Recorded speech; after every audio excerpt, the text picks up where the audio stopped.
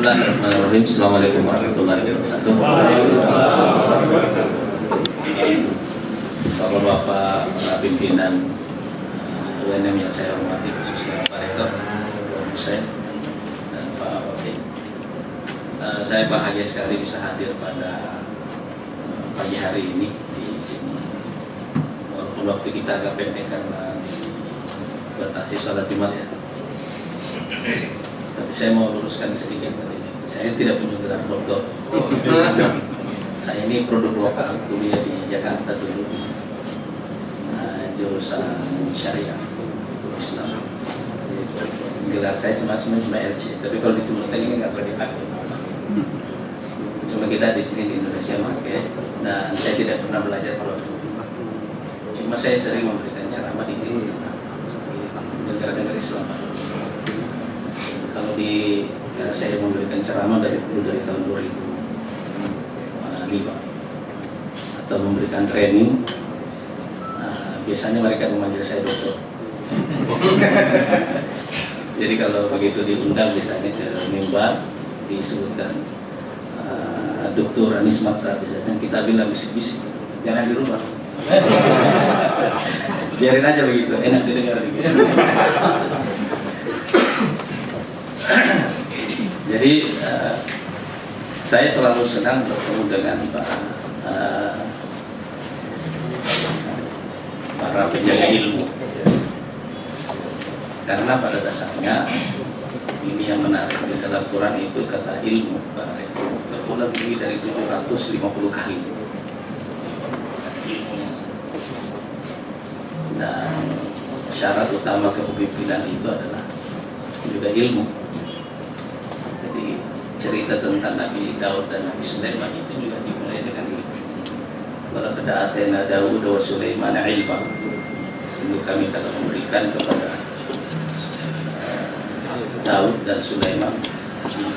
Baru bicara tentang ilmu. Nah, jadi karena itu saya dari awal memandang bahwa kecintaan pada ilmu pengetahuan itu harus menjadi habit di dalam diri kita semuanya.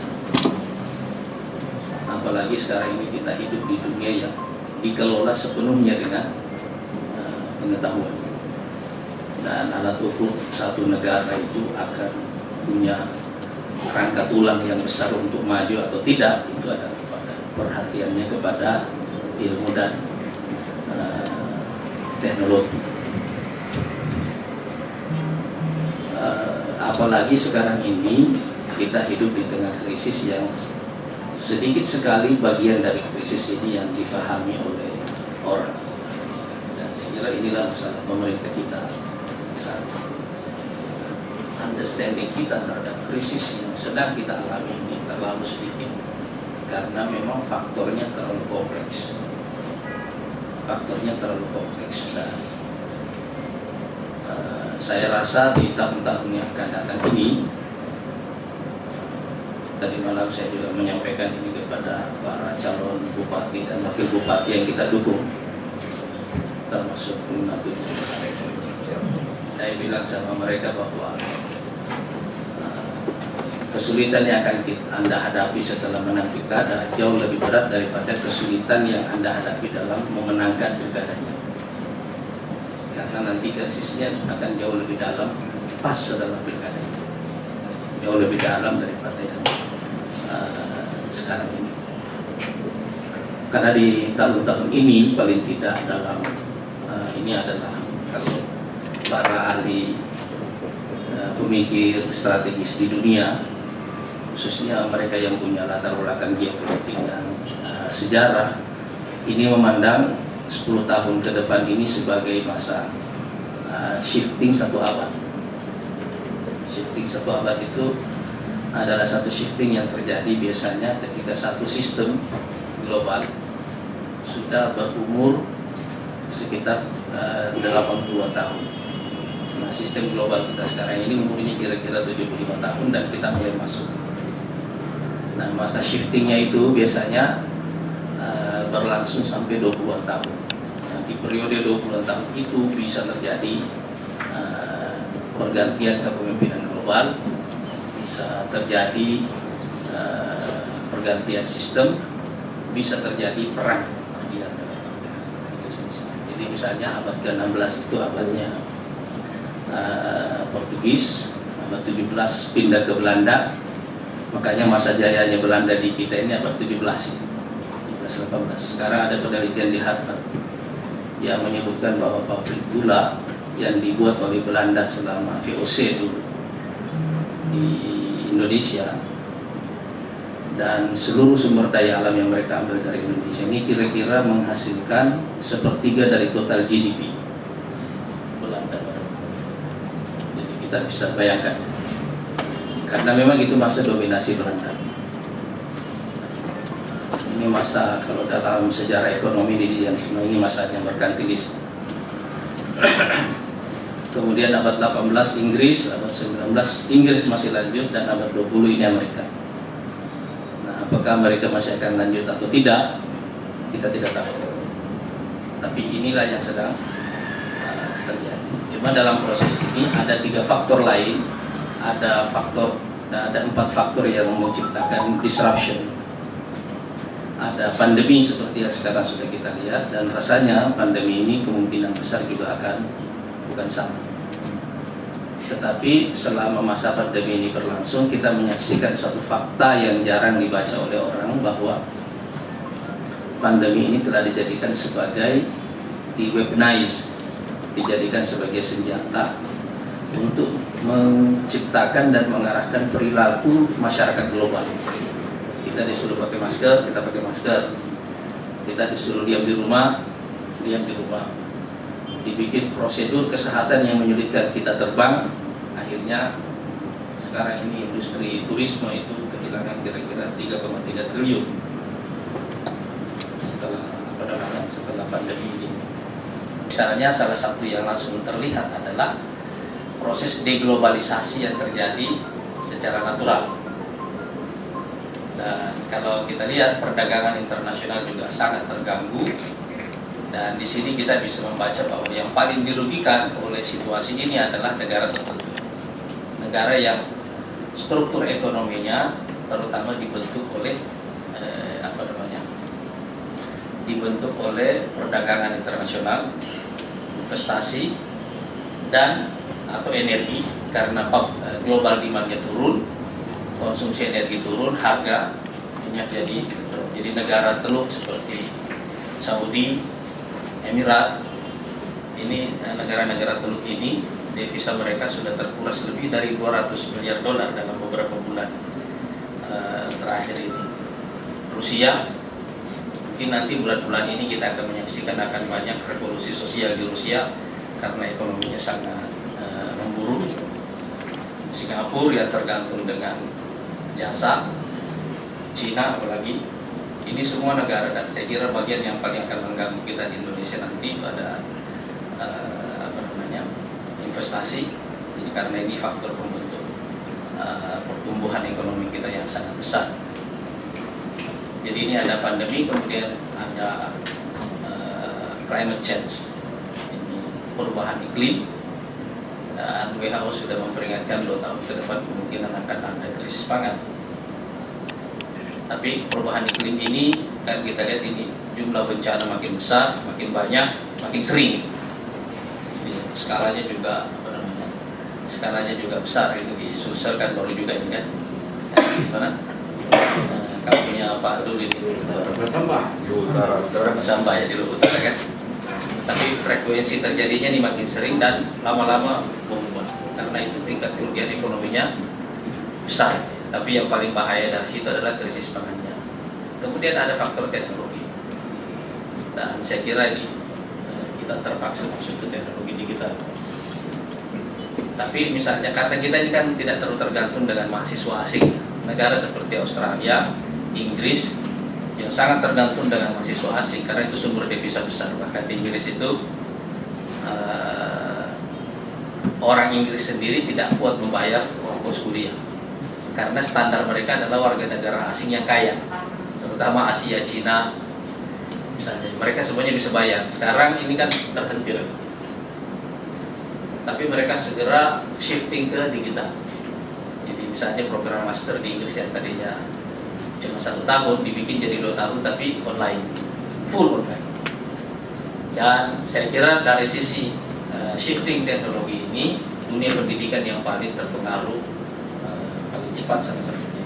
Tapi juga sebenarnya sektor pemerintah, semuanya terpengaruh karena kita punya masalah dalam hal infrastruktur digital kita yang sangat tidak memadai untuk mempercepat shifting.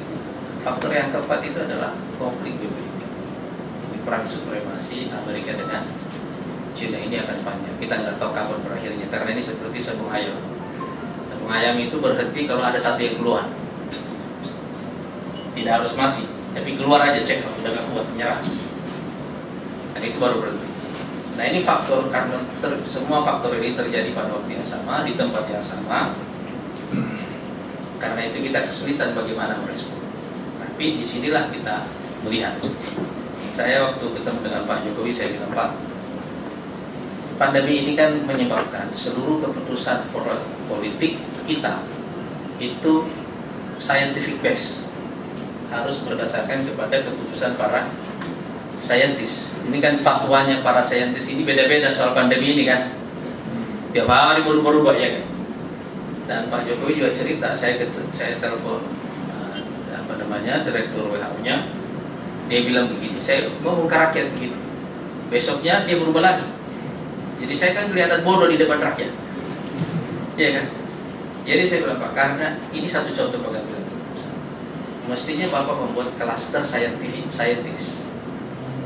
Ilmu apa saja yang terhubung dengan pandemi ini, kumpulkan mereka semuanya, bikin tim jadi Bapak Presiden langsung, suruh mereka bermusyawarah.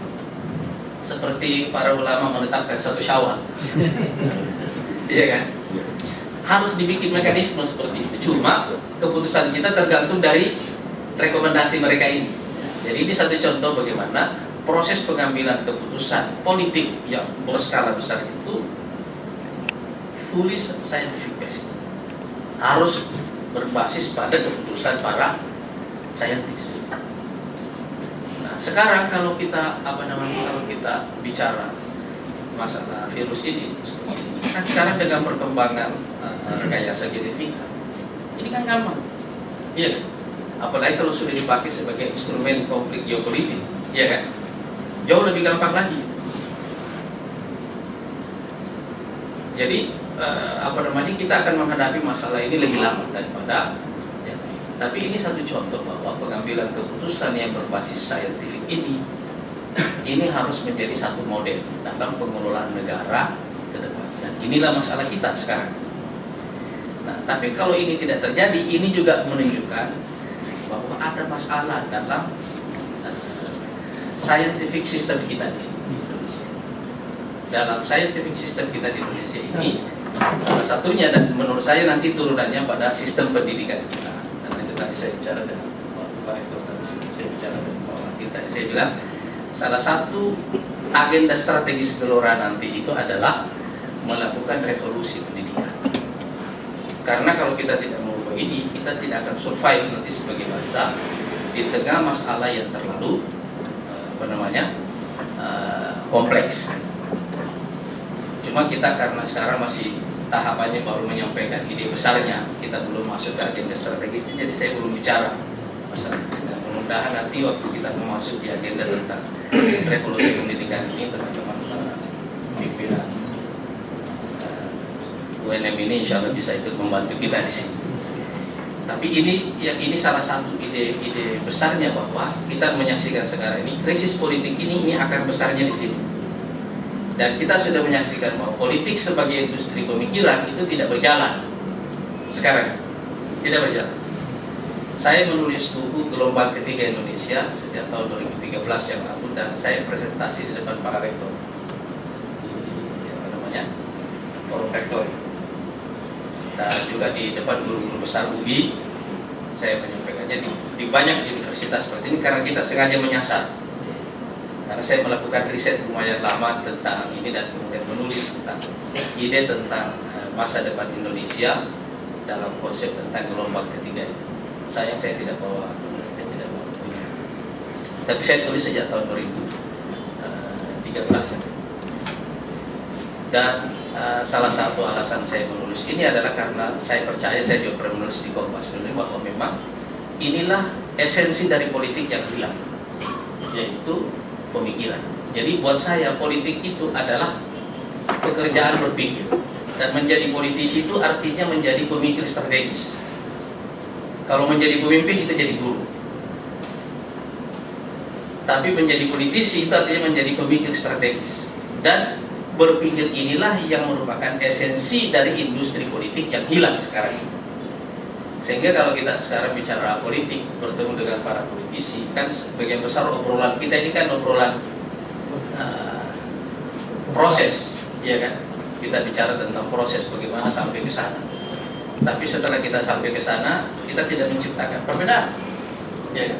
Nah, jadi saya rasa ini masalah masalah besar, dan menurut saya kalau kita membuat akarnya, kalau kita ingin membuat Indonesia ini masuk ke 5 besar dunia, langkah pertama kita itu adalah melakukan revolusi pendidikan.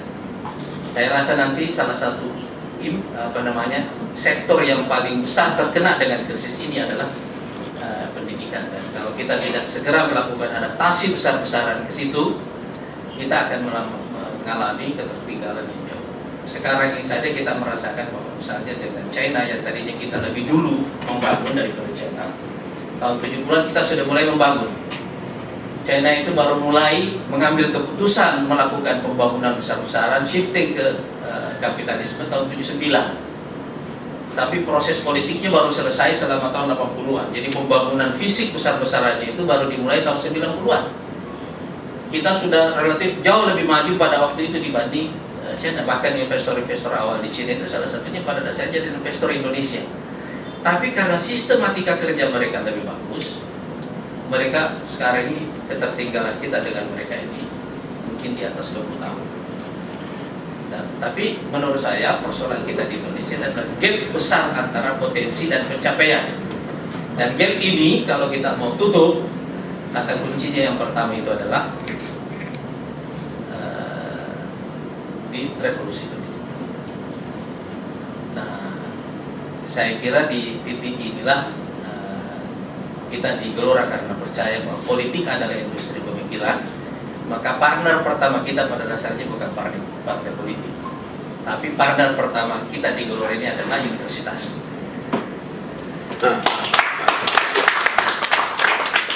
Karena yang kita perlukan adalah teman berpikir. Ya.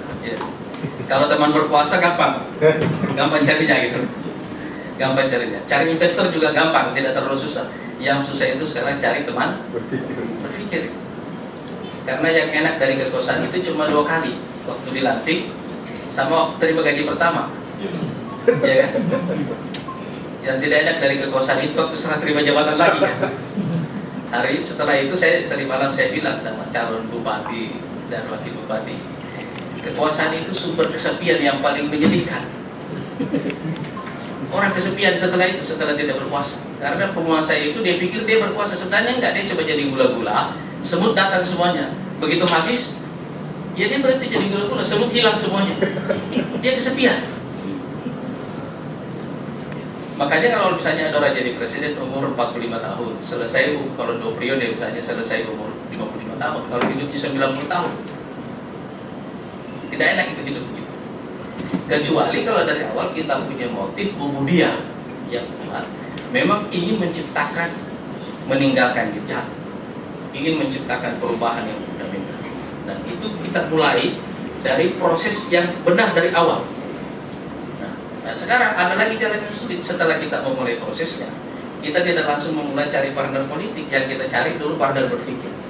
Makanya kita aktif sekarang ini, saya membangun lembaga kajian sejak tahun 2007 dulu, namanya The Future Institute. Nah, di sini saya bertemu dengan para secara tertutup dulu dengan para saintis, para akademisi dari hampir semua perguruan tinggi di Indonesia. Tapi tertutup juga dari awal karena memang kita mau ekspor. Dan menurut saya inilah nanti model decision making yang harus dilakukan oleh pemimpin nasional, terutama presiden ketika dia memimpin. Karena kalau kita tidak masuk mendalami masalah secara lebih dalam, kita nggak perlu, presiden misalnya tidak perlu masuk ke micromanagement, dia nggak perlu masuk di situ, tapi dia perlu menguasai masalah. Makanya makanya kita di di Gelora ini tujuan kita itu adalah menjadikan Indonesia sebagai 5 besar dunia, dan yang diperlukan yang kita tetapkan sekarang dan arah baru Indonesia.